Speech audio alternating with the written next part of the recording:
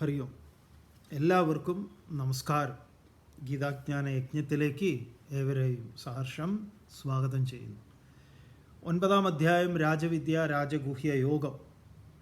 അതിൽ പ്രധാനപ്പെട്ട ശ്ലോകങ്ങളാണ് നമ്മൾ കണ്ടുവരുന്നത്. ഇതിൽ മുന്നോട്ടേക്ക് വരുന്ന ശ്ലോകങ്ങളുണ്ട്, രണ്ട് മൂന്ന് ശ്ലോകങ്ങൾ തൊട്ടടുത്ത് വരുന്ന വളരെ വളരെ പ്രധാനപ്പെട്ടതാണ്.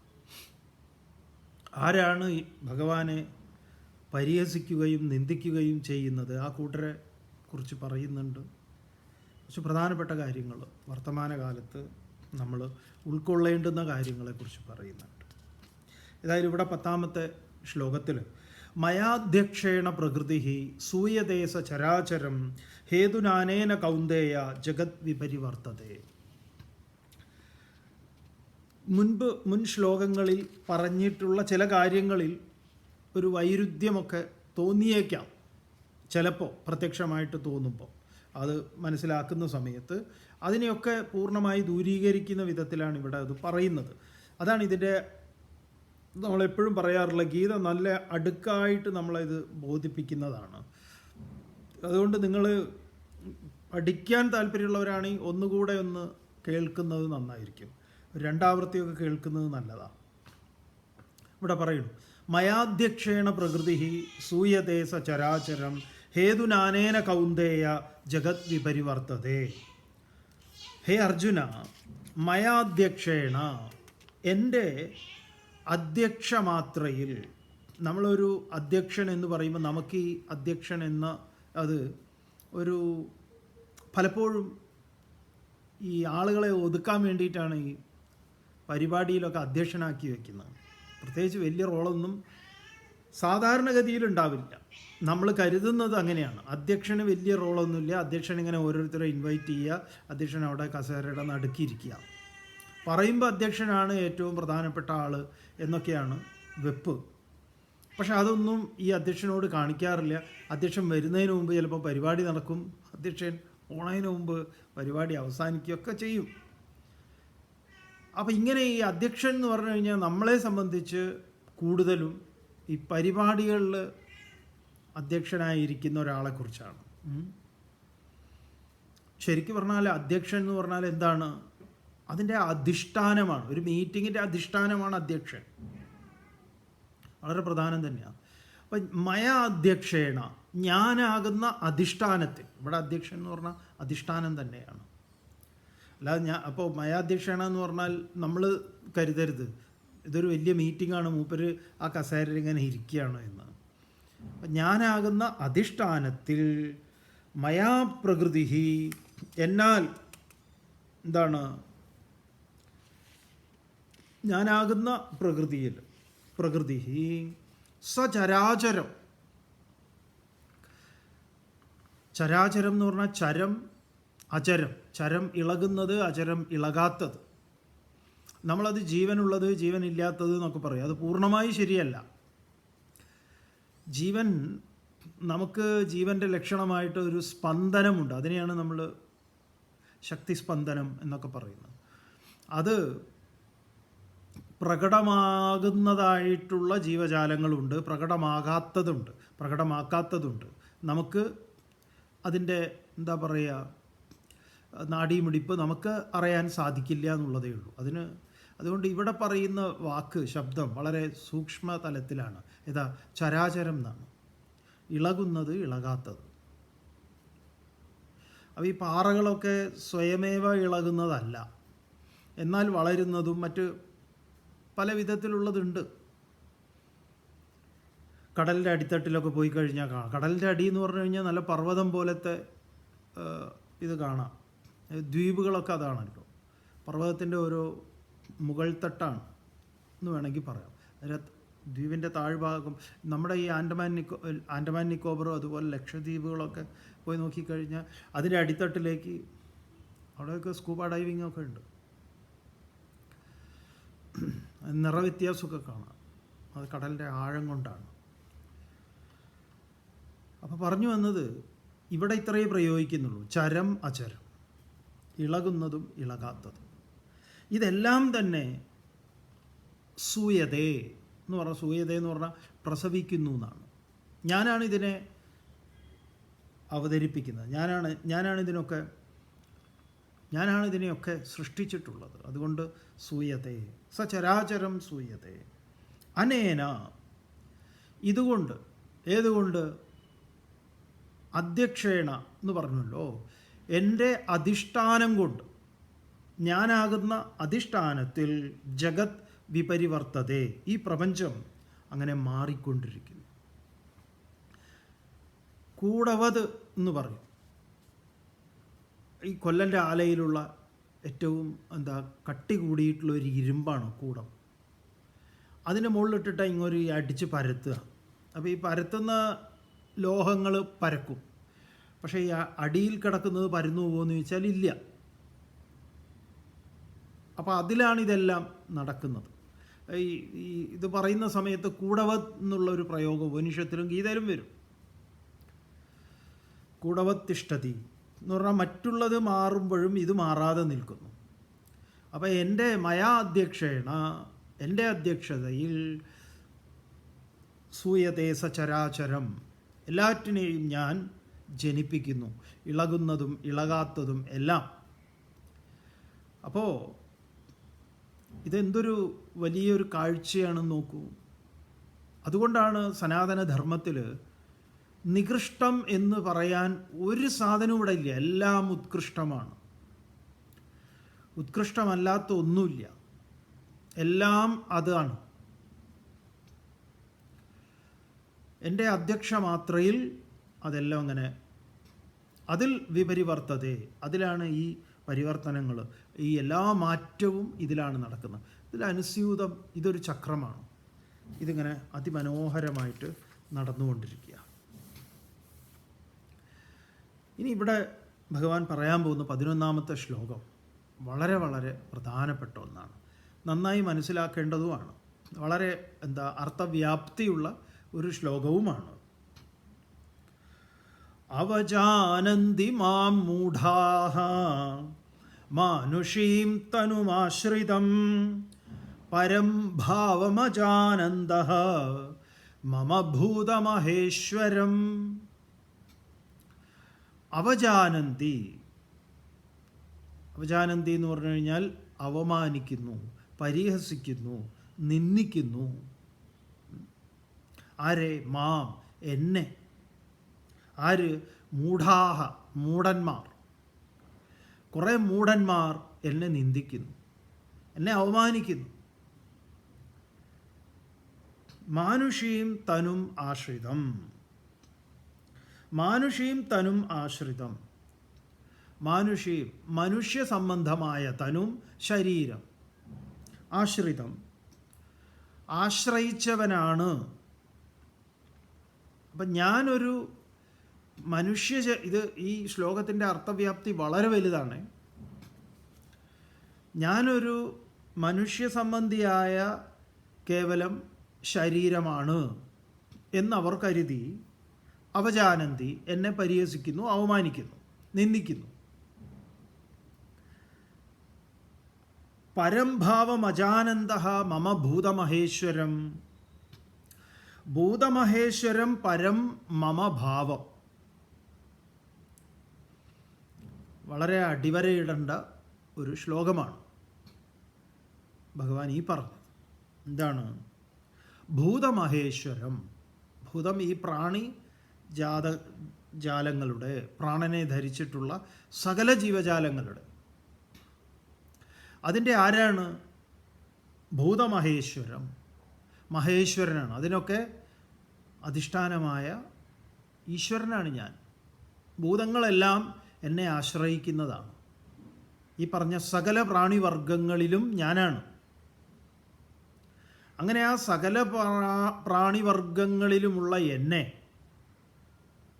എന്താണ്? എൻ്റെ ആ പരംഭാവം, മമഭാവം, എൻ്റെ ആ സർവോത്കൃഷ്ടമായ എൻ്റെ ആ ഭാവത്തെ, തത്വത്തെ, ആ നിജസ്ഥിതിയെ, സത്യത്തെ എന്താണ്? അജാനന്തഃ മൂഢാഃ, മനസ്സിലാക്കാത്ത മൂഢന്മാർ. മാം മാനുഷീം തനും ആശ്രിതം അവജാനന്തി, എന്നെ മനുഷ്യ ശരീരം സ്വീകരിച്ചവനായിട്ട് കരുതുന്നു. അപ്പം എന്നെ കേവലം മനുഷ്യ ശരീരമായി ജന്മം കൊണ്ടവനായി കരുതി അവമാനിക്കുന്നു. പക്ഷെ ഇവിടെ ഭഗവാൻ പറയുന്ന വേറൊരു പ്രധാനപ്പെട്ട കാര്യമുണ്ടല്ലോ. അതെന്താണ്? സർവപ്രാണിവർഗങ്ങളിലും, അത് വളരെ പ്രധാനമാണ്, കേന്ദ്രമായി നിൽക്കുന്ന എന്നെ പൂർണ്ണമായി അവഗണിച്ചിരിക്കുന്നു. എന്നിട്ട് ഞാൻ കേവലം മനുഷ്യനിൽ, മനുഷ്യ സൃഷ്ടിയാണ് എന്ന് കരുതുന്നു. അപ്പോൾ മറ്റു ജീവജാലങ്ങളുടെ കാര്യത്തിൽ ഇവിടെ ഗീത പറയുന്നത് മനുഷ്യൻ എന്ന ശരീരത്തിന് എന്തെങ്കിലും ഒരു സവിശേഷമായ ഒരു സ്ഥാനമൊന്നും കൊടുക്കുന്നില്ല. അനേക ജീവജാലങ്ങളുടെ കൂട്ടത്തിലൊന്ന്, അത്രയേ ഉള്ളൂ. അപ്പം മറ്റ് ജീവജാലങ്ങളോട് എല്ലാ തോന്നിവാസവും ആകാം. മനുഷ്യനോട് എന്തെങ്കിലും കാണിക്കുമ്പോൾ അത് ഭയങ്കര എന്തോ വലിയ പ്രശ്നമാണ്. നമ്മുടെ വ്യവഹാരം അങ്ങനെയാണ്, കോടതിയൊക്കെ. ഇന്നലെ ഒരാളൊരു വീഡിയോ അയച്ചു തന്നു. ഒരു പറയണത്, സ്വാമി എന്തെങ്കിലും ഒന്ന് ചെയ്യാൻ പറ്റുമെങ്കിൽ ചെയ്യൂ എന്നൊക്കെ പറഞ്ഞിട്ടാണ്. എന്താണ്, ഒരു കുട്ടി ആനയാണ്, വലിയ കൊമ്പനൊന്നും അല്ല അത്. ആ കുട്ടി ആനയെ ഈ മുള്ളെന്ന് പറഞ്ഞു കഴിഞ്ഞാൽ നല്ല കൂർത്ത ഇരുമ്പിൻ്റെ മുള്ളുണ്ട്. ആ മുള്ള് ഉള്ളിലേക്ക് ആക്കിയിട്ട് ഇങ്ങനെ നമ്മളൊരു വളയാക്കിയിട്ട് ഉള്ളിലേക്ക് ആ മുള്ള് നിന്നാൽ എങ്ങനെ ഉണ്ടാവും? അതുകൊണ്ട് കാലിൽ ബന്ധിച്ചിരിക്കുക, രണ്ട് കാലിലും, എന്നിട്ട് ചങ്ങലയിട്ട് ടൈറ്റാക്കിയിരിക്കുക. അതിന് നടക്കുമ്പോൾ അതിന് പ്രാണവേദന എടുക്കുക. അമ്പലത്തിനകത്താണ് ആ വീഡിയോ കാണുന്നത്. എന്നിട്ട് അതിങ്ങനെ കരയുക, പ്രാണവേദന കൊണ്ട് കരയുന്ന ശബ്ദമുണ്ട്. എന്നിട്ട് അവിടെ ഇങ്ങനെ കുറച്ച് ആളുകൾ ഉത്സവത്തിന് കൊണ്ടുവന്നതാണ്. ഈ ഗീതയുടെ ഇത് വെച്ച് പറയുമ്പോൾ, ഈ ശ്ലോകം കാണുമ്പോൾ, ഈ ആനയ്ക്ക് ഈ ഒരു ദൈവികതയൊക്കെ ചാർത്തിയിട്ട് ആനയെ ഇങ്ങനെ ദ്രോഹിക്കുന്ന നിങ്ങൾക്ക് 10 പൈസയുടെ ബുദ്ധി ഇല്ല എന്നുള്ളത് വളരെ സ്പഷ്ടമായൊരു കാര്യമാണ്. നമ്മൾ പലയാവർത്തി പറയുന്നുണ്ട്, നിങ്ങളെപ്പോലെ ദുഷ്ടന്മാർ, ആനപ്രേമികളെന്നും ഈ വിശ്വാസികൾ ആനയെ കാണുമ്പോൾ തൊഴുകയും ആനയുടെ ആനയെക്കൊണ്ട് ആനയെ ഓടിക്കുക, ഗുരുവായൂരിലെ ഓട്ടം, ഇതെല്ലാം നിർത്തേണ്ടതാണ് അടിയന്തരമായി. സനാതനധർമ്മം അനുസരിച്ച് ഇത് അങ്ങേയറ്റം നിന്ദ്യവും നീചവുമായിട്ടുള്ളൊരു കർമ്മമാണ്, അങ്ങേയറ്റം. ഈവൻ വിനോദത്തിന് വേണ്ടിയിട്ട് നമ്മൾ മൃഗങ്ങളെ ഇത്തരം തോന്നിവാസങ്ങൾക്ക് ട്രെയിൻ ചെയ്ത് ഇത് ചെയ്യുന്നത് അങ്ങേയറ്റം വിരോധാഭാസമാണ്. ദുഷ്ടന്മാരെ, നീചന്മാരെ, നിന്ദ്യന്മാരെ, നിങ്ങളിത് അനുഭവിച്ചിട്ടേ ഈ ലോകത്തുനിന്ന് പോകുള്ളൂ, ഒരു സംശയമില്ല. നമ്മൾ ഈ ആനയെ ഓരോരുത്തരെയും ചവിട്ടിക്കൊല്ലുമ്പോൾ, അത് ഒരു പിഞ്ചു കുട്ടിയാണെങ്കിൽ പോലും നമുക്കൊരല്പം പോലും വേദന ഉണ്ടാവുന്നില്ല, സന്തോഷമേ ഉണ്ടാവുന്നുള്ളൂ. കാരണം നിങ്ങൾ അനുഭവിക്കുകയാണ്, നിങ്ങൾ അനുഭവിക്കും. നിങ്ങൾ ആ വീഡിയോ ഒന്ന് കാണണം, നമ്മൾ പോസ്റ്റ് ചെയ്യുന്നുണ്ട്. എന്തൊരു മഹാഭാവമാണ്. എന്നിട്ട് ഓരോ പൊട്ടൻ ജ്യോത്സ്യൻ പറയുക ഗജകേസരി യോഗം. എന്താ ഒരു വിദ്വാൻ നമ്മളോട് വന്ന് പറഞ്ഞു, എനിക്ക് ഒരു ഇതുമില്ലല്ലോ സ്വാമി, എൻ്റെ ജാതകത്തിൽ ഗജകേസരി യോഗമാണ്. ശരിയാ, നിങ്ങൾക്ക് ആ ഗജകേസരി യോഗം തന്നെ ഈ ആനയുടെ യോഗമാണ്. ഗജകേസരി യോഗം എന്ന് പറഞ്ഞാൽ എന്താ? ആനയുടെ യോഗം. കൂച്ചുവലങ്ങിട്ട് മുള്ളിൻ്റെ ഇതൊക്കെ ഇട്ട് അതിനെ അനങ്ങാനും തിരിയാനും സമ്മതിക്കാതെ എന്നിട്ട് കണ്ട് വിനോദിക്കുക. ഓരോ ആന മതപ്പാട് പൊട്ടി പോകുമ്പോൾ അതിനെ കാണണ്ടേ? ഇന്നലെയും കണ്ടു സോഷ്യൽ മീഡിയയിൽ വലിയ മുട്ടൻ കല്ലെടുത്ത് അതിൻ്റെ നെറ്റിയിൽ എറിയുക. എന്തിനീ ദ്രോഹം? ഈ ജനങ്ങൾ, ഈ ഭക്തരെന്ന് പറയുന്ന ഈ ജനങ്ങൾ തീരുമാനിച്ച നിർത്താവുന്ന കാര്യമല്ലേ ഇത്? ഈ പ്രാണിവർഗം, ഈശ്വര നിന്ദ. ഗീത തന്നെ എത്ര ശക്തമായിട്ടാണ് പറയുന്നത്. അവജാനന്തി, അവർ എന്നെ അവമാനിക്കുന്നു. അവർക്ക് ഞാൻ വേറെ ഏതോ ഒരു എന്താ പറയുക, ഗോകുല ഗോപാലൻ എന്നൊക്കെ പറഞ്ഞാൽ അവരെന്നെ കാണുക. ഈ പ്രാണികളിലുള്ള എന്നെ അവർ കാണുന്നില്ല. നിങ്ങളും നിങ്ങളുടെ കുട്ടികളും കുട്ടികളുടെ കുട്ടികളും ഭ്രാന്തന്മാരായിട്ട് ഈ തെരുവിലൂടെ അലയും. നിങ്ങൾ ഇതൊക്കെ അനുഭവിക്കും. ആനയ്ക്ക് വേണ്ടി ചോറ് കൊടുക്കുന്നവനും പഴം കൊടുക്കുന്നവനും കാശി അമ്പലത്തിൽ കൊടുക്കുന്നവനുമെല്ലാം അവരുടെ കുട്ടികളൊക്കെ ഭ്രാന്തന്മാരായിട്ട് അലയും. സംശയമില്ല. നമ്മുടെ പ്രാർത്ഥനയും കൂടെ ഉണ്ട്. എന്തെങ്കിലും ഒരു തപസ് നമുക്കുണ്ടെങ്കിൽ അതൊക്കെ നിങ്ങൾ അനുഭവിച്ച് തന്നെ പോവുള്ളൂ. അനുഭവിക്കണേ എന്നാണ് നമ്മുടെ ഈശ്വരനോടുള്ള പ്രാർത്ഥന. ഇതൊക്കെ ഇവരെ അനുഭവിപ്പിക്കണേ എന്നാണ്. തല തിരിഞ്ഞ് വെള്ളം കിട്ടാതെ കിടന്നിങ്ങനെ നരകിക്കണം. കാരണം ആ പാവം മിണ്ടാപ്രാണിയുടെ വേദന അത്രയൊന്നുമല്ല, അത്രമേൽ അത് ദുരിതം അനുഭവിച്ചു കൊണ്ടിരിക്കുക. ഇപ്പം നിങ്ങൾക്കറിയാം ഏതൊക്കെ ജാതി ലോബികളുണ്ടെന്ന്. കാട്ടിൽ നിന്ന് ഇവന്മാരെ നാട്ടിലേക്ക് ഓടിക്കുക, എന്നിട്ട് നാട്ടിൽ നിന്ന് ഇതിനെ വെടിവെച്ച് കൊല്ലാനും മയക്ക് വെടിവെക്കാനും അവസാനം നാട്ടാനയാക്കാനും അങ്ങനെ കാട്ടിൽ ഇവരുടെ കൊള്ള നടത്താനും എന്തൊക്കെ വലിയ ലോബികൾ ഇതിലുണ്ടെന്നറിയോ നിങ്ങൾക്ക്? ഇതിനെക്കുറിച്ച് കേട്ട് കഴിഞ്ഞാൽ ഭയങ്കര അപകടമാണ്. നമ്മളോട് പലരും പറയുന്നുണ്ട്, സ്വാമി ആനയുടെ കാര്യത്തിൽ സ്വാമി മിണ്ടാതിരിക്കുന്ന നല്ലത്, വളരെ വല്ലാത്ത ലോബിയാണത്. ഏത് ലോബിയായാലും സനാതന ധർമ്മത്തെ നിങ്ങൾക്ക് പറയുന്ന സമയത്ത് നിങ്ങൾ അനുവർത്തിക്കുന്ന ഇത്തരം ചില കാര്യങ്ങൾ ആചാരമാണ് എന്ന് കരുതിയിട്ടാണ് നിങ്ങളിത് ചെയ്യുന്നതെങ്കിൽ നിങ്ങൾക്ക് ഇതിൻ്റെയൊക്കെ ഫലം ഉണ്ടാവും. അതിൽ തർക്കമില്ല. അത് നിങ്ങളെ ഓർമ്മിപ്പിക്കുന്നു. ഒരു ധർമാചാര്യൻ എന്ന നിലയിൽ നിങ്ങളെ അത് ഓർമ്മിപ്പിക്കുന്നു. അത് നിങ്ങൾ അനുഭവിക്കും എന്നുള്ളതിൽ തർക്കമൊന്നുമില്ല. നിങ്ങളെ ഇതേപോലെ ഒരു എന്താ പറയുക, ഈ ആനയ്ക്ക് നേരെ പ്രയോഗിക്കുന്ന ഇതൊക്കെ ഈ പാപ്പാമാരും ഇവരൊക്കെ അനുഭവിക്കുന്നുള്ള കാര്യത്തിൽ തർക്കമൊന്നുമില്ല. അതിൻ്റെ കൈ കൊണ്ട് തന്നെയായിരിക്കും ചവിട്ടി ശരിയാക്കുന്നതൊക്കെ. അവജാനന്തി മാം മൂഢാഹ, എന്നെ ഈ മൂഢന്മാർ അവമാനിക്കുന്നു. മാനുഷീം തനുമാശ്രിതം പരംഭാവം അജാനത. ഈ മൂഢന്മാരുടെ, ഈ ആനപ്രേമികൾ എന്നൊക്കെ പറയുന്ന ആഭാസന്മാരുടെ, വൃത്തികെട്ടവന്മാരുടെ എന്താണ് ഗതി എന്താണെന്ന് പറയാം, അവരെക്കുറിച്ച് പറയാം.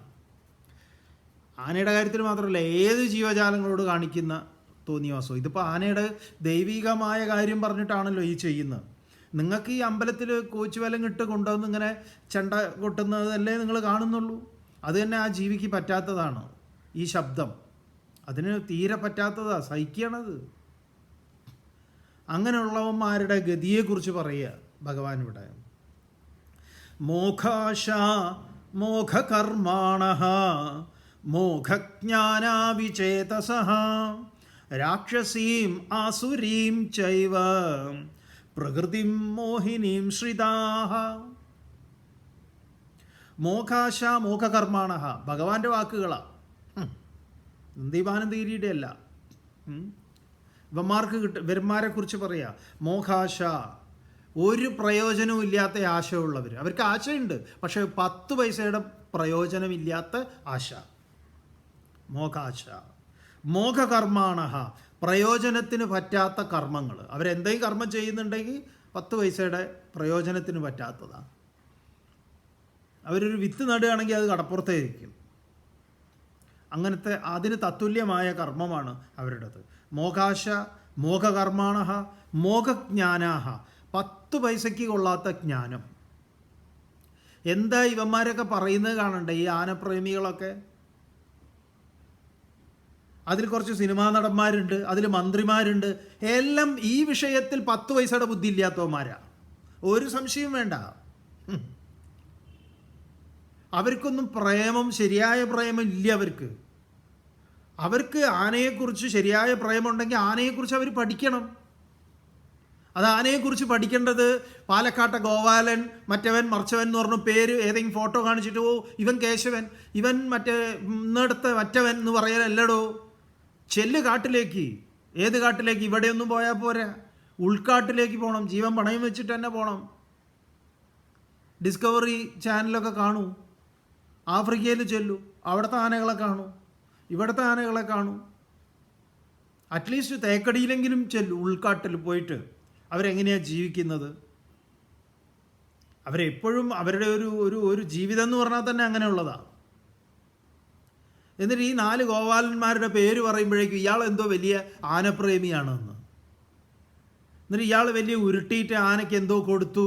അങ്ങനെ ഈ ആനയെ കുളിപ്പിച്ച് ഇങ്ങനെ സുഖമായി നിർത്തുമ്പോൾ നിങ്ങൾ നിങ്ങളുടേതായിട്ടുള്ള രീതിയിൽ ആനയെ കാണുക. ആനയ്ക്ക് എന്ത് കുളി? ആനയ്ക്ക് ആനയുടേതായിട്ടുള്ള രീതിയിൽ കാട്ടിലെ മണ്ണും അതും ഇതൊക്കെ ഇട്ടിട്ട് അത് നടക്കലാണ് അതിൻ്റെ രീതി. അല്ല നിങ്ങൾ ഈ ഷാമ്പൂ സോപ്പ് ഇട്ട് ചകിരി വെച്ച് കഴുകുന്നതൊന്നും ആനയുടെ രീതിയല്ല ഒന്നും. അതൊക്കെ അതിന് പ്രകൃതി സൃഷ്ടിച്ച, ഭഗവാൻ സൃഷ്ടിച്ച ഒരു ജീവിയാണ്. അതിനറിയാം അതെങ്ങനെ കുളിക്കണം, എല്ലാ കാര്യവും അതിനറിയേ. അതിൽ സഹജമാണ്. ആദ്യം നിങ്ങൾ കുളിക്കുക നേരാവണ്ണം. ആനയെ കുളിപ്പിക്കാൻ നടക്കുന്നു.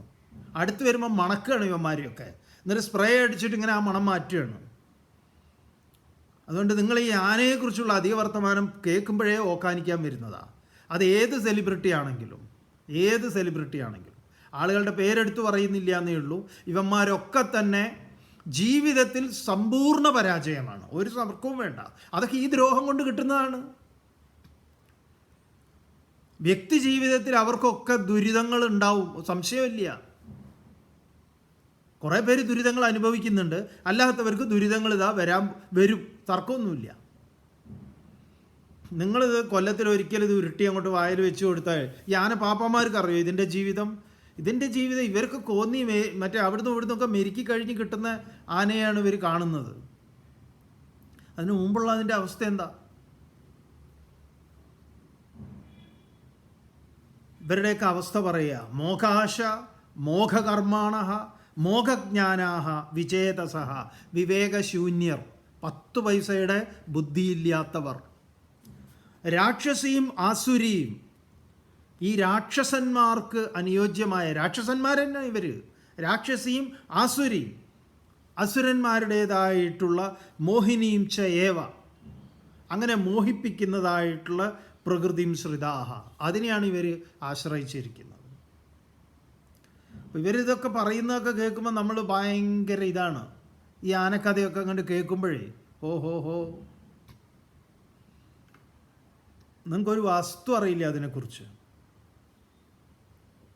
അതിനെ അവർ തേ മാം അവജാനന്തി, ഇവരൊക്കെ എന്നെ അവമാനിക്കുന്ന കൂട്ടത്തിലാണ്. ഈശ്വരനിന്ദയുടെ ഏറ്റവും നല്ല പ്രത്യക്ഷമായ ഉദാഹരണമാണ് ഈ ഈശ്വരൻ്റെ സങ്കേതങ്ങളിൽ എന്ന ഇടത്ത്. എന്തുകൊണ്ടാണ് ആനയെ നമ്മൾ പറയുന്നത്? ഇത് പറയുമ്പോൾ ചോദിക്കും, സ്വാമി എന്താ ബീഫ് മറ്റേ പോത്തിനെ കൊല്ലുന്ന കാര്യം പറയാത്ത? പോത്തിനെ അമ്പലത്തിൻ്റെയോ പള്ളിയിലെയോ മുന്നിലോ വെച്ച് ഇതേപോലെ പീഡിപ്പിക്കുന്ന പരിപാടികളൊന്നുമില്ല.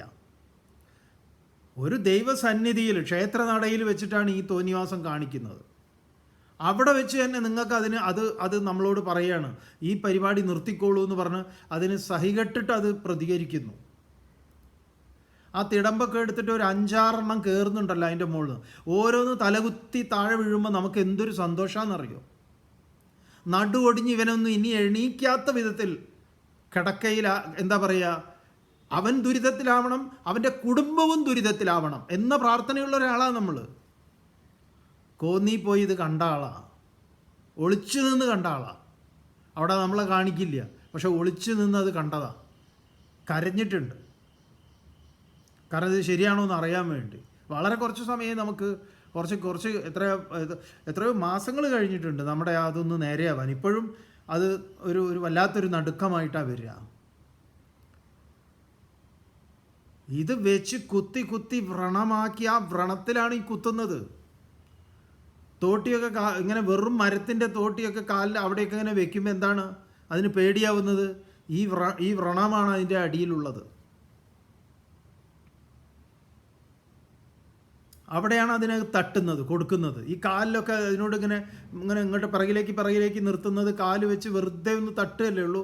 മറ്റേ ഇത് വടിയുണ്ട്, അത് മതി. അതതിനെ ഓർമ്മപ്പെടുത്തലാണ്. അപ്പോഴേക്കും അത് വേഗം ഇങ്ങോട്ടേക്ക് പിൻവാങ്ങുന്നത് കണ്ടിട്ടില്ലേ? അപ്പം നിങ്ങൾ വിചാരിക്കും നല്ല അനുസരണയുള്ള ചെറിയൊരു ചുള്ളിക്കമ്പ് പോലത്തെ വടിയാണല്ലോ എന്ന്. നിങ്ങളതിൻ്റെ മുഴുവൻ കണ്ടിട്ടില്ല.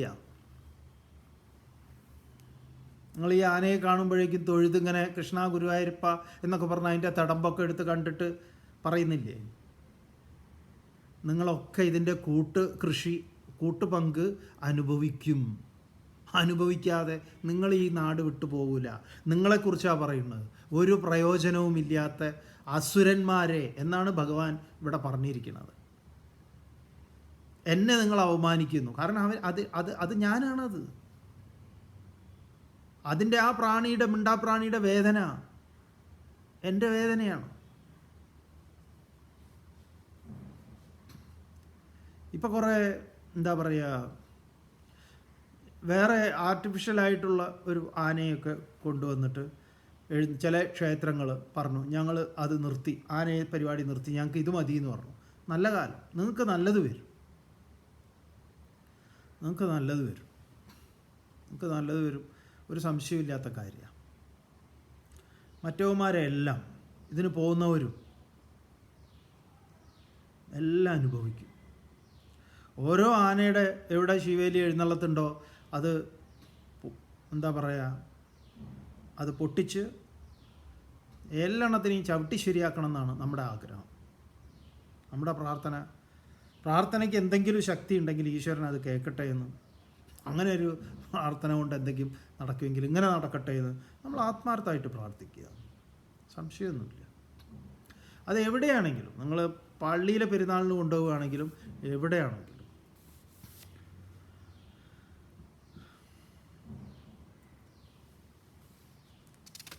ഇങ്ങനെ മോകാശ മോകകർമാണ മോഹജ്ഞാന വിചേതസ രാക്ഷസീം ആസുരീം മോഹിനീം ച ഏവ പ്രകൃതിം ശ്രിതാഹ. ഇവരിങ്ങനെയുള്ള പ്രകൃതിയെ ആശ്രയിച്ച് ഇവരൊക്കെ തന്നെ ഇങ്ങനെയാണ്, ഇവരുടെ ജീവിതം തന്നെ ഇതാണ്. കുറേ കാശ് അതും ഇതുമൊക്കെ ഉണ്ടാവും, പക്ഷേ അവസാനം നോക്കിയാലുണ്ടല്ലോ ഒന്നും ഉണ്ടാവില്ല. ആളുകൾ പോലും അവരെക്കുറിച്ച് നല്ലത് പറയും തോന്നുന്നില്ല. എന്തെങ്കിലും നല്ലത് ചെയ്തിട്ടുണ്ടെങ്കിൽ അതൊക്കെ ഇതിൻ്റെ കൂട്ടത്തിൽ അങ്ങോട്ട് പോയിക്കോളും.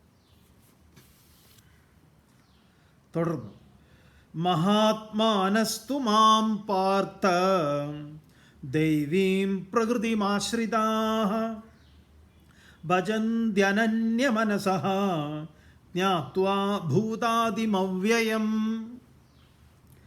മഹാത്മാനഃ തു മാം പാർത്ഥ ദൈവീം പ്രകൃതിം ആശ്രിതാഃ ഭജന്തി അനന്യമനസഃ ജ്ഞാത്വാ ഭൂതാദിം അവ്യയം.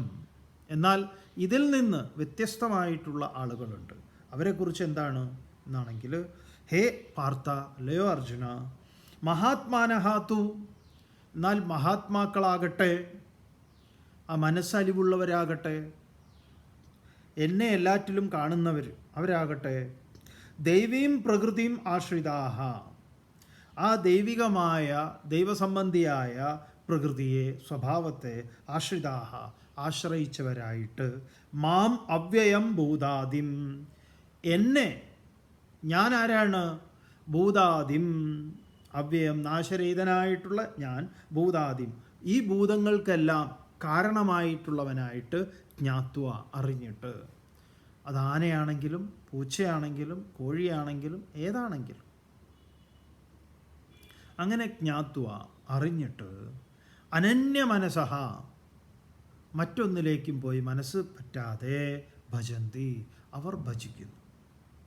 ആരെ ഭജിക്കുന്നു? എന്നെ ഭജിക്കുന്നു. അവരെ സംബന്ധിച്ച് ഈശ്വര ഭജനം എന്ന് പറയുന്നത് ഇതാണ്. അവർക്ക് എല്ലാറ്റിലും അതിനെ കാണാൻ സാധിക്കും. അപ്പോൾ ഇതുവരെ പറഞ്ഞു വന്നതിൻ്റെ രത്നചുരുക്കം അതാണ്. നമ്മളെ തന്നെ കേവലം ഒരു ശരീരമായിട്ടാണ് നമ്മൾ പരിഗണിക്കുന്നതെങ്കിൽ അതും അവജാനന്തി തന്നെയാണ്. ഭഗവാനെ അവമാനിക്കലാണ്. അപ്പം ഇതിലെല്ലാം, എല്ലാ ജീവജാലങ്ങളിലും, അതുകൊണ്ടാണ് നമസ്തേ എന്ന് പറയുന്നതിൻ്റെ താല്പര്യം, അതിൻ്റെ തത്വം അതാണ്. തേ നമഃ, അതിനായിക്കൊണ്ട് നമസ്കാരം. ഈ ശരീരത്തിനല്ല, അതിനാണ് നമസ്കാരം. അവർ ഭജിക്കുന്നു. എങ്ങനെ ഭജിക്കുന്നു പറയുന്നു. സതതം കീർത്തയന്തോ മാം യദന്തശ്ച ദൃഢവ്രതാഃ നമസ്യന്തശ്ച മാം ഭക്ത്യാ നിത്യയുക്താ ഉപാസതേ.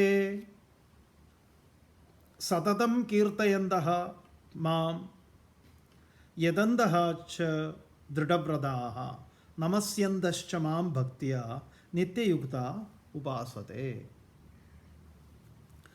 സതതം കീർത്തയന്തഃ, സതതം എപ്പോഴും കീർത്തിച്ചു കൊണ്ടിരിക്കുന്ന, യതന്തഃ നിരന്തരം യത്നിച്ചു കൊണ്ടിരിക്കുന്ന, ദൃഢവ്രതാഹ ഉറച്ച നിഷ്ഠയുള്ള, നമസ്യന്തഃ ഒരു സമർപ്പിത മനോബുദ്ധിയുള്ളവർ, ഒരു വിനയാന്വിതരായിട്ടുള്ള ഒരു മനോബുദ്ധിക്ക് ഉടമകളായിട്ടുള്ളവർ, എല്ലാറ്റിനോടും ഒരു റെസ്പെക്റ്റ് ഉള്ളവർ. അതാണ് നിത്യയുക്ത ഭക്തിയ മാം ഉപാസതേ, അവരെന്നിൽ മനസ്സുറപ്പിച്ച് ആ ഭക്തിയ പരമമായ പ്രേമത്തോടുകൂടി മാം ഉപാസത്തെ അവർ എന്നെ ഉപാസിക്കും. അപ്പോൾ ഉപാസന എങ്ങനെയാണ് ആ അധികാരി ഭേദത്തോടു കൂടിയിട്ടുള്ള ഉപാസനാ സംവിധാന ക്രമങ്ങളെയൊക്കെ ഭഗവാൻ തുടർന്ന് പറയാൻ പോവുക. നമുക്ക് നാളെ കാണാം. ഓം പൂർണ്ണമദഃ പൂർണ്ണമിദം പൂർണ്ണാത് പൂർണ്ണമുദച്യതേ പൂർണ്ണസ്യ പൂർണ്ണമാദായ പൂർണ്ണമേവാവശിഷ്യതേ. ഓം ശാന്തി ശാന്തി ശാന്തി.